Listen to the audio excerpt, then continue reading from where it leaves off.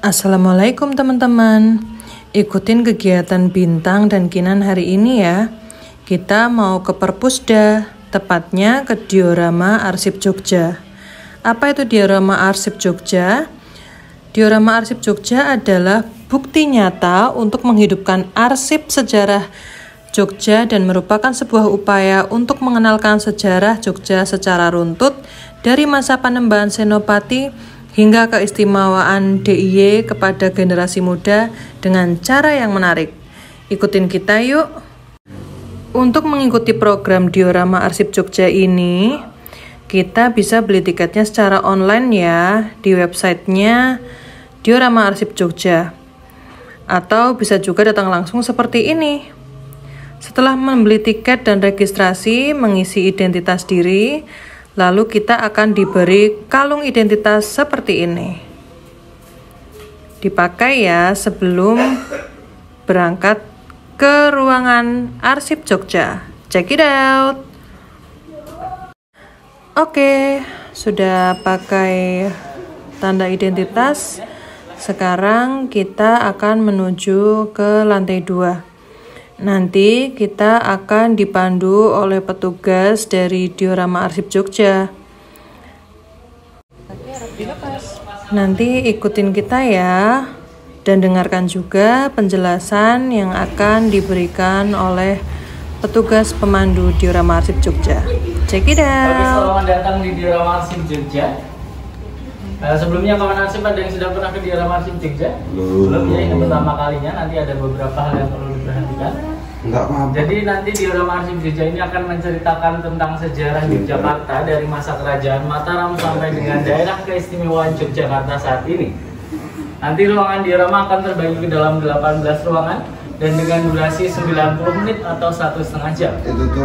Nanti ada beberapa hal yang perlu diperhatikan. Yang pertama, kawan arsip dilarang untuk membawa makanan, minuman, tripod, monopod, kamera digital maupun analog. Yang kedua, kawan arsip dilarang untuk menyentuh koleksi arsip yang ada dan juga bersandar pada tembok maupun layar. Yang ketiga, kawan arsip nanti dilarang untuk memfoto dan memvideo koleksi arsip yang ada secara dekat dan mendetail. Dekat dan mendetail ini contohnya kalau ada koleksi arsip tidak boleh difoto secara dekat seperti ini. Nah, nanti kalau kawan arsip ingin berfoto, bervideo, mendokumentasikan, boleh silahkan, namun dengan jarak yang cukup dan dengan durasi 10-15 detik saja. Jadi nanti tidak boleh memvideo secara full satu ruangan ya, apalagi nanti sampai selesai. Lalu jika ada beberapa informasi tambahan karena durasi trip ini cukup panjang, kami menyediakan toilet di ruang 5 dan 13. Dan di ruang 1 dan 2 kita akan melihat video kebangkitan Kerajaan Mataram ya. Mari bisa masuk. Kawitan Bandung Projo Angger Budi miwah ulah kanuragan Pustaka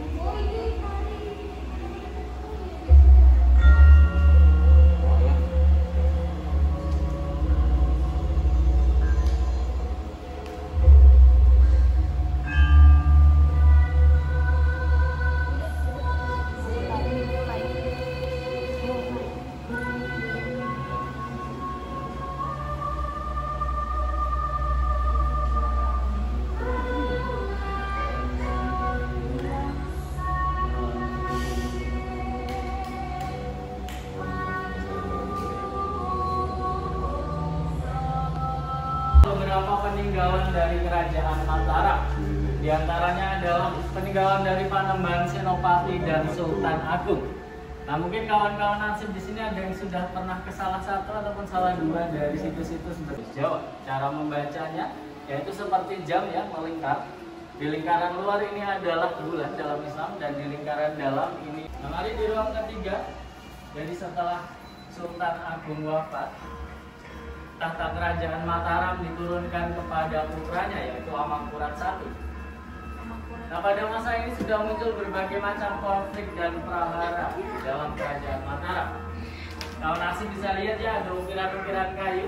Nah, ukiran-ukiran kayu tersebut menggambarkan berbagai macam prahara pada masa ini. Nah, prahara ini diperparah dengan intervensi dari Belanda atau VOC. Hingga puncaknya kerajaan Mataram pun terpecah ya dan terbagi menjadi dua kerajaan. Mungkin kalau Nasib ada yang tahu kerajaan mana saja?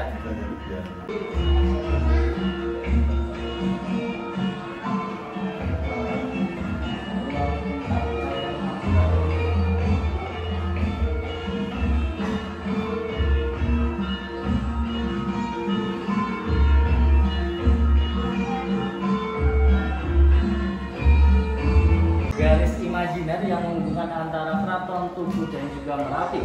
Nanti kalau ditarik ke arah selatan akan tertuju ke Panggung Rakyat dan juga Pantai Selatan. Nah, jadi ini garis lurus yang menghubungkan antara selatan dengan utara. Garis ini menggambarkan perjalanan hidup manusia dari lahir sampai menghadap Sang Pencipta. Nah, jadi pembuatan keraton ini penuh akan filosofis di dalamnya. Iya, betul.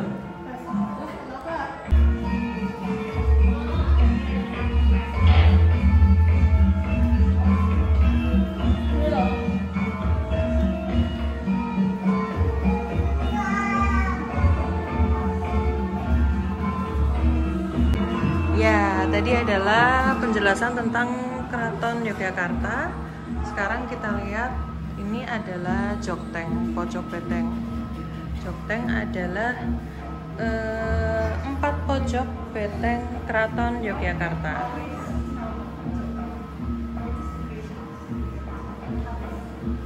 Adalah peristiwa geger sepehi. Geger sepehi itu diambil dari kata sepehi atau sepoi. Sepehi atau sepoi ini merupakan tentara bayaran Inggris yang didatangkan dari India. Nah, jadi peristiwa geger sepehi ini adalah peristiwa penyerbuan keraton oleh tentara bayaran Inggris. Keraton Yogyakarta berhasil diserang dan diserbu ya oleh Inggris. Inggris juga berhasil menjebol benteng keraton. Inggris juga berhasil menjarah harta benda pusaka dan juga arsip-arsip penting milik keraton. Kurang lebih ada 7.000 arsip penting yang berhasil didigitalisasi kembali oleh keraton. Namun memang sebagian besar arsip aslinya itu masih ada di Inggris ya. Mungkin kalau kawan arsip ada yang berkunjung ke Inggris, nanti bisa ke National Museum of British atau UNESCO.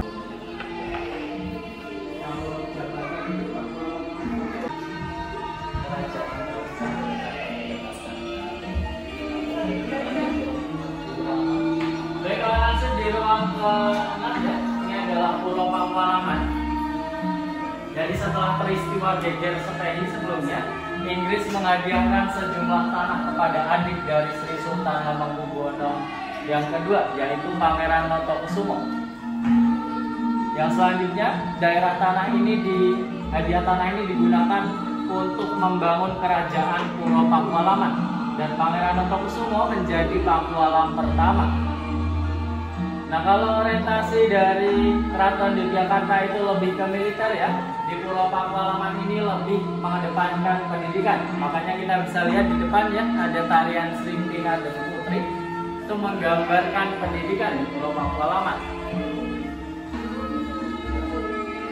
Nah, lalu juga karena orientasinya ini, Pulau Pakualaman nantinya melahirkan tokoh-tokoh pendidik. Mungkin ada yang tahu ya, Bapak pendidikan kita siapa? Ki Hajar Dewantoro. Ya, betul ya, Ki Hajar Dewantoro. Ki Hajar Dewantoro itu merupakan suku dari Pakualam pertama. Nah, lalu juga karena Yogyakarta ini terbagi menjadi dua kerajaan, Sri Sultan Hamengkubuwono yang pertama ini memberikan petuah dan nasihat kepada kedua putranya untuk saling menjaga dan membantu satu sama lain. Nah, lalu juga Pakualam pertama ini harus berjanji dan bersumpah kalau derajatnya tidak boleh lebih tinggi dari Keraton Yogyakarta. Nah, makanya sampai sekarang itu gubernur kita adalah Sri Sultan ya, dan wakilnya adalah Pakualam.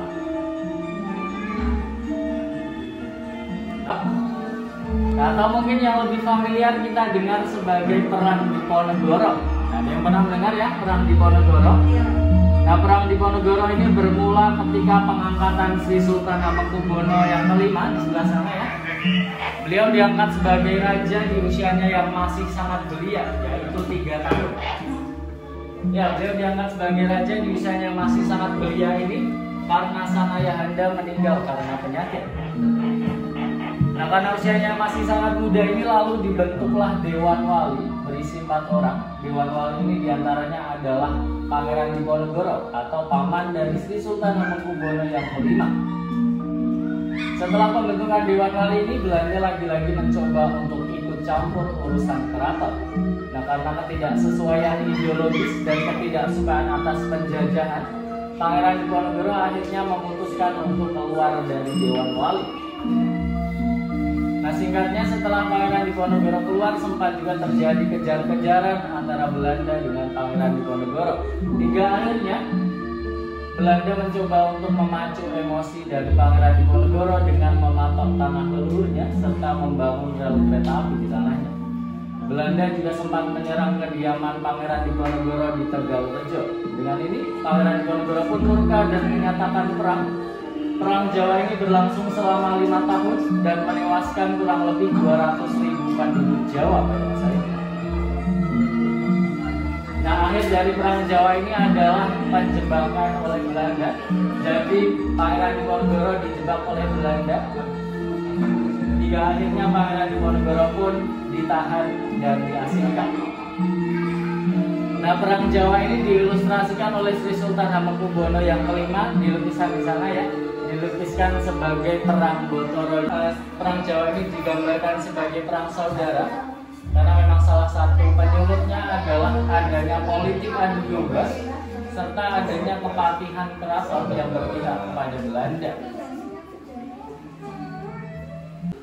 Nah, tugu golong giling ini diciptakan oleh Sri Sultan Hamengkubuwono yang pertama.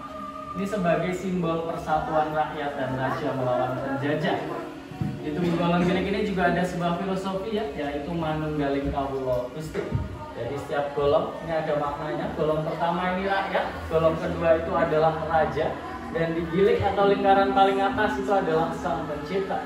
Nah, jadi ini merupakan satu kesatuan meleburnya rakyat dan raja untuk tunduk terhadap sang pencipta. Namun tugu golong giling ini hancur karena letusan Gunung Merapi dan gempa bumi, hingga akhirnya digantikan dengan tugu Pal Putih. Tugu Pal Putih ini diciptakan oleh arsitektur Belanda karena pada saat ini Belanda sangat takut dengan seluruh filosofis yang ada di Jawa, khususnya di Jogja. Tugu Pal Putih ini juga sebagai sarana Belanda untuk mendekatkan diri dan istilahnya cari muka ya ke keraton. Tugu Pal Putih ini menggambarkan perubahan dan modernisasi di Jogja. Nah, bagaimana modernisasinya nanti kita bisa lihat di ruang selanjutnya ya.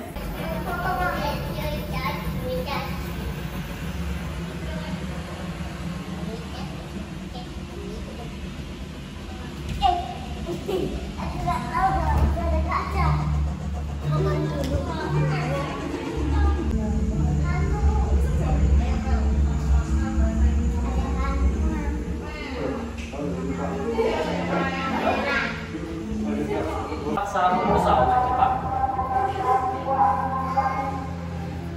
Mari boleh masuk lebih dalam. Di sebelah sini adalah poster-poster propaganda oleh Jepang.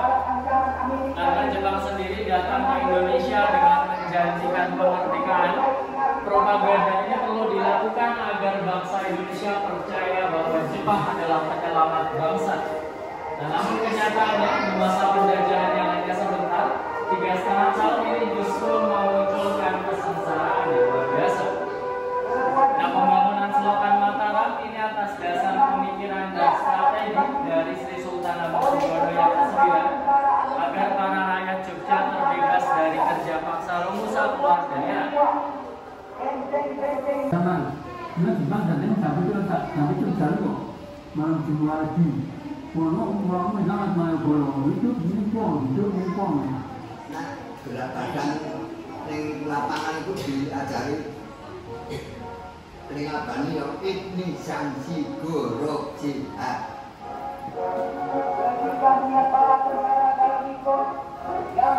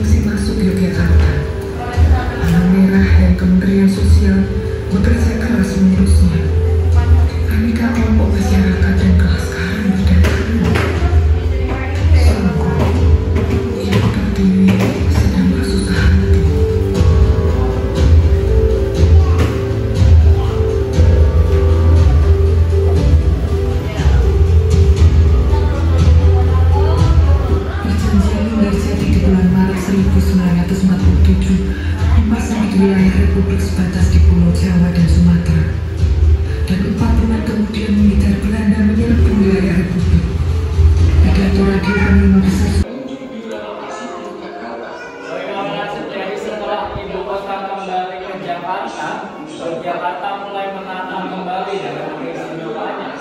Diizinkan menjadi percobaan untuk melaksanakan pemilihan umum secara bertingkat. Pemilihan umum tingkat daerah yang berlangsung tahun 1951 ini diikuti oleh beberapa organisasi sosial dan politik serta dari perseorangan.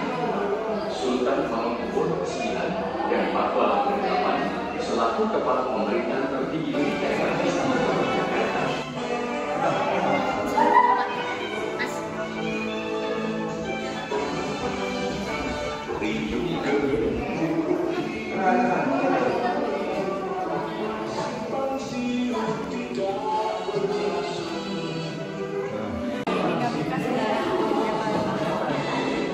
Elemen penting sebelumnya sektor pendidikan, keterbukaan dan kehormatan masyarakat Indonesia.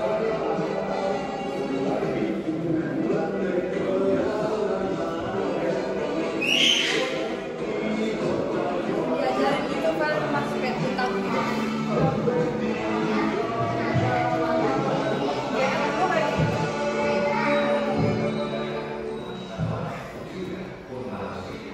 Kabungan dalam ada yang sudah menjadi milik rakyat. Nah, kabungan dalam itu ngumpulnya seniman-seniman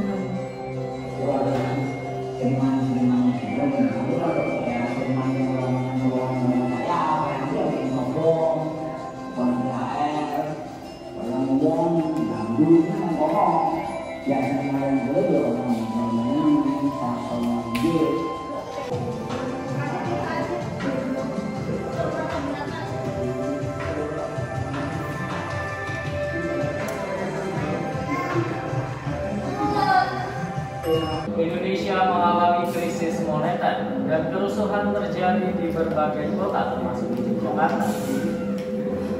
Nah, puncaknya pada tanggal 20 Mei 1998, 1 juta rakyat Jogja berkumpul. Pertama, kami mengajak masyarakat daerah istimewa Jakarta Yang memiliki trauma akan gempa.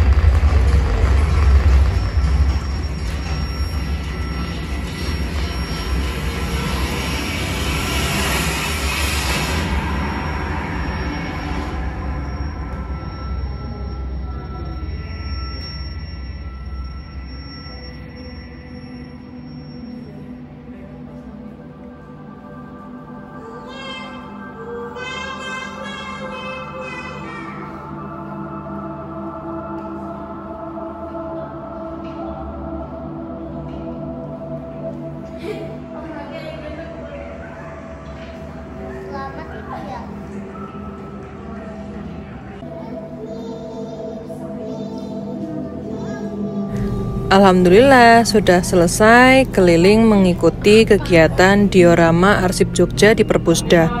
Teman-teman kalau ke Jogja boleh mampir untuk melihat diorama Arsip Jogja.